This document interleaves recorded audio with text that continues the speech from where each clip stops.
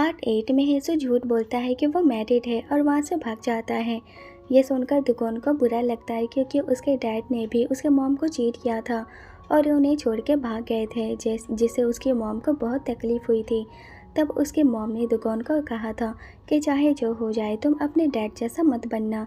ये याद करके दुगोन बोलता है कि हेसु शादीशुदा है, अगर मेरी वजह से हेसु की शादी टूट गई तो मैं खुद को कभी माफ़ नहीं कर पाऊँगा। फिर कुछ दिन बाद हम देखते हैं कि अब हेसु को कोई गिफ्ट नहीं मिलता है। ये देखकर हेसु सोचता है कि शायद मैंने दुगोन को कुछ ज़्यादा ही हर्ट कर दिया है, पर यह करना ज़रूरी था। उम्मीद करता हूँ कि वो किसी ऐसे पर्सन से मिले जिसके साथ वो खुश रहे। तभी मैनेजर आता है कि ये डॉक्यूमेंट दे आओ। तो हेसु खुश होकर बोलता है कि ठीक है, मैं वाइस प्रेसिडेंट को ये डॉक्यूमेंट दे के आता हूँ। तो मैनेजर बोलता है कि नहीं, तुम्हें दूसरे डिपार्टमेंट में दे के आना है। तो हेसु ठीक है बोलकर पेपर ले लेता है और सोचता है कि ये मुझे क्या हो रहा है, क्या मैं दुगोन को देखना चाहता हूँ, पर वो मैं हूँ जिसने कहा था कि मैं शादीशुदा हूँ, तो मुझसे दूर रहो। फिर मुझे दुगोन की याद क्यों आ रही है। और वह इधर दुगोन काफ़ी दिनों से ऑफिस नहीं जाता है। तो हायोन बोलता है, सर क्या आप ठीक है, आज आपका हॉस्पिटल में अपॉइंटमेंट है, तो क्या हम चले। तो दुगोन हाँ बोलता है और वहीं इधर हेजुन वो जगह किंडरगार्टन से लेने जाता है।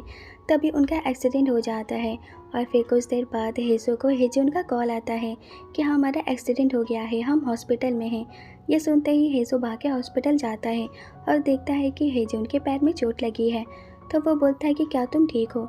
तो हेजुन बोलता है कि हाँ मैं ठीक हूँ, वो कार रुक गया था इसलिए मुझे ज़्यादा चोट नहीं लगी। तो हेसु बोलता है कि वो जो कहाँ है, क्या उसे चोट लगी है। तो हेजुन बोलता है कि नहीं वो ठीक है, वो नर्स के साथ शॉप में गया है। ये सुनकर हेसु हेजुन को मानने लगता है कि तुम कैसे अंकल हो, तुम वुजो को कैसे अकेले जाने दे सकते हो। और वहीं इधर नर्स वुजो को चॉकलेट दिला के वापस हॉस्पिटल लाती है। तभी हायोन और दुगोन वहाँ आते हैं और वुजो को देखकर हायोन हक्का बक्का हो जाता है कि सर देखो ये बच्चा बिल्कुल आपकी तरह दिखता है।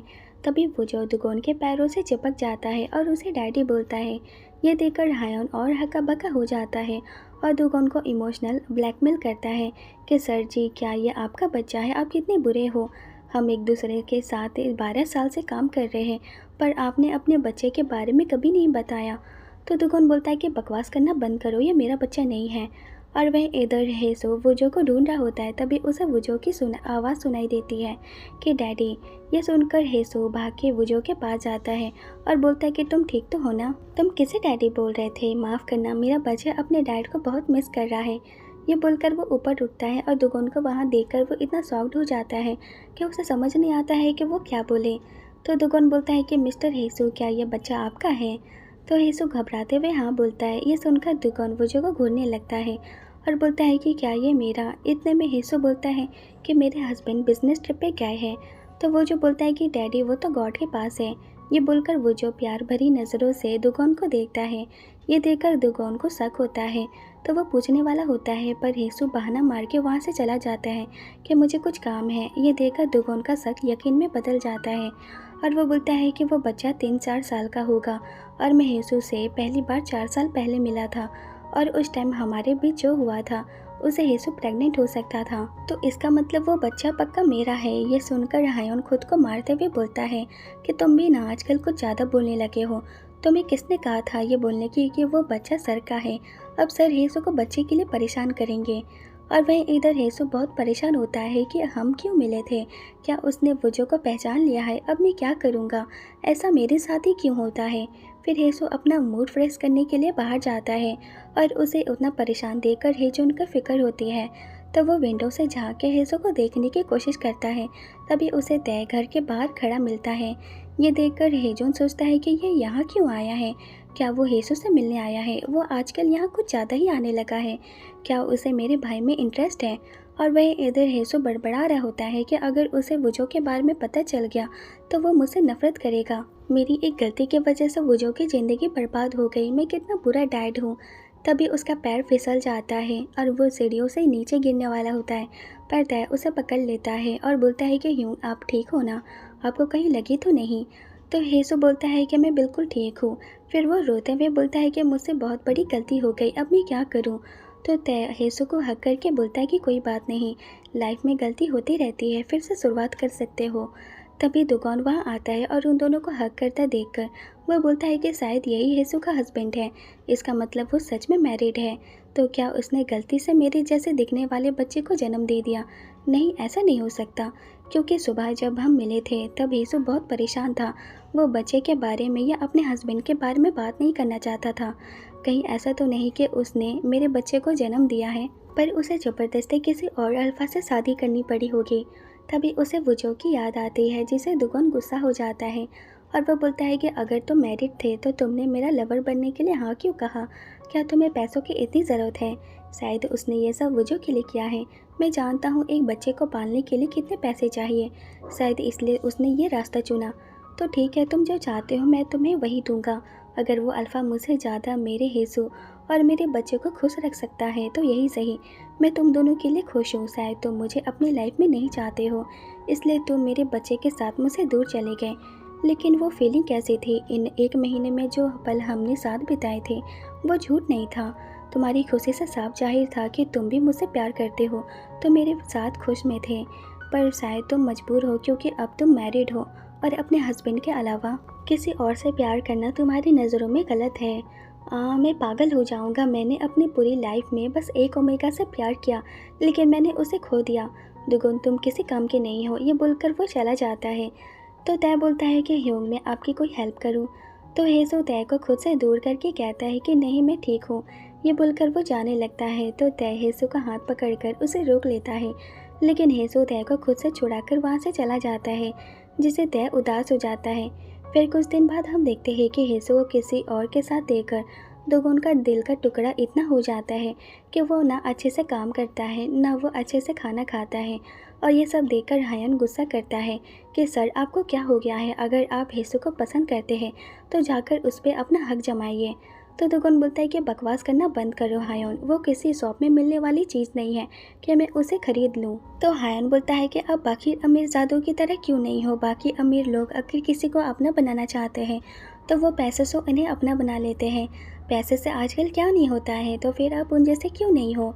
तो दुगुन बोलता है कि मैं उसे प्यार करता हूँ और मैं उसे तकलीफ़ में नहीं देख सकता। तो हैन बोलता है कि हेसू बहुत बुरा है। उसने कंपनी से झूठ कहा कि वो सिंगल है, जबकि उसका एक हस्बैंड है और बेबी है।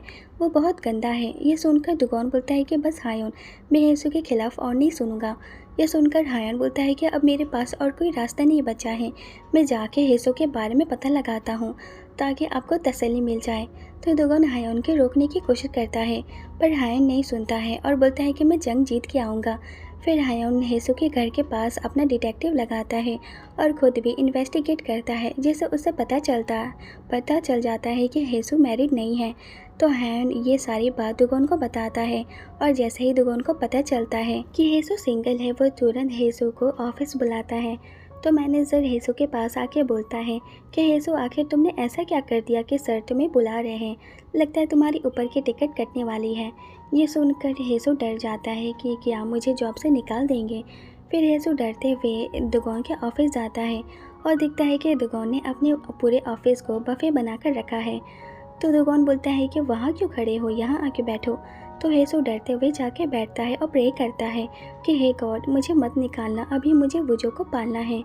तो दुगोन बोलता है कि मिस्टर हेसू, क्या आपको मुझसे कुछ कहना नहीं है? मैं आप पर शक नहीं करना चाहता, इसलिए मैं फिर से पूछ रहा हूँ कि क्या आप मैरिड हो? तो हेसू बोलता है कि नहीं। तो दुगुन बोलता है, फिर तुमने मुझसे झूठ क्यों कहा कि क्या मेरे प्रपोजल को एक्सेप्ट करना इतना मुश्किल था? आखिर तुमने ऐसा क्यों किया? तो हेसू हिम्मत करके बोल देता है, क्योंकि मुझे आप पसंद हो वाइस प्रेसिडेंट। ये सुनकर दुगुन मनी मन बहुत खुश होता है। तो हेसू बोलता है कि ये सच है कि मैं मैरिड नहीं हूँ, पर यह भी सच है कि मेरा एक बेटा है और हम एक दूसरे के लिए ठीक नहीं हैं। आपने मुझे फेक लवर बनने के लिए कहा और मेरा ख्याल रखा, पर मैं आपसे सच में प्यार करने लगा हूँ, इसलिए मैं चाहता हूँ कि आप मेरे साथ अच्छा बिहेव मत कीजिए, क्योंकि मैं अपनी फीलिंग रोक नहीं पाऊँगा। अब मैं चलता हूँ। ये बोलकर हेसू चला जाता है। ये देखकर हायन सोचता है कि वह हेसू कितना बहादुर है, उसने सर के मुँह पे उन्हें मना कर दिया। फिर हायन बोलता है कि वैसे हेसू ने सच कहा, आप कहाँ और वो कहाँ? आप इस कंपनी के मालिक हो और एक अच्छी फैमिली से हो, लेकिन हेसू की फैमिली उसके बारे में क्या ही कहना। और हेसू तो बिना शादी के एक बच्चा भी पाल रहा है। मुझे नहीं लगता कि उस जैसा ओमेगा आपके लिए ठीक रहेगा। तो दुगोन बोलता है, लेकिन वो बच्चा मेरा है। तो हायन बोलता है, फिर आपने हेसू से अपने बच्चे के बारे में क्यों नहीं पूछा? तो दुगन बोलता है कि तुमने सही कहा, मुझे पूछना चाहिए था। और वहीं इधर हेसु बहुत घबराया होता है कि अब मैं क्या करूं, क्या उसे वुजो के बारे में पता चल गया कि वो उसका बेबी है। तभी वो देखता है कि उसके सीट पे विटामिन के मेडिसिन है। तो वो बोलता है कि क्या ये गिफ्ट उसी पर्सन की तरफ से है जो मुझे हमेशा स्नैक्स भेजता है। तभी तय का मैसेज आता है कि आप बीमार दिख रहे थे, इसलिए मैंने विटामिन के मेडिसिन भेजे हैं। तो हेसु को लगता है कि ये मेडिसिन तय ने भेजे हैं। फिर रात को हेसु ओवर टाइम कर रहा होता है और इधर दुगन ऑफिस आता है। तभी वो प्लानिंग टीम को घर जाते हुए देखता है, पर उसमें हेसु नहीं होता है। तो दुगन हेसु से मिलने ऑफिस जाता है और देखता है कि हेसु सो रहा है, तो उसे ठंड न लग जाए इसलिए वो अपना कोट हेसु को पहनाता है। तभी हेसु नींद में बोलता है कि वो जो डैडी जल्दी घर आ जाएंगे। तभी दुगन को हेसु के डेस्क पे वुजो की फ़ोटो मिलती है। तो वो वुजो की फ़ोटो देख के बोलता है कि मेरे बच्चे, मैं जल्दी तुमसे मिलने आऊँगा। ये बोलकर दुगन चला जाता है और हेसु दुगन के बारे में ड्रीम देख रहा होता है, जिससे हेसु की नींद टूट जाती है और वो खुद पे गुस्सा करता है कि हेसु, ये तुम सब कैसे सपने देख रहे हो। अगर दुगन को तुम्हारे सपनों के बारे में पता चल गया तो वो तुम्हारी ऊपर की टिकट काट देंगे। तभी वो देखता है कि उसके ऊपर किसी का कोट है, तो वो उसे स्मेल करता है और बोलता है कि ये फेरोमोन्स ये तो दुगन की है, इसका मतलब दुगन यहाँ पर आया था। ये बोलकर वो कोट को और स्मेल करता है। तभी दुगन वहाँ आता है और बोलता है कि क्या तुम्हें मुझसे ज़्यादा उस कोट को स्मेल करना पसंद है। ये सुनकर हेसु घबरा जाता है और बोलता है कि ऐसा नहीं है। तो दुगन बोलता है कि तुमने सुबह कहा था कि तुम मुझे पसंद करते हो, तो क्या तुम अभी मुझे लाइक करते हो। ये सुनकर हेसु को समझ नहीं आता है कि वो क्या बोले।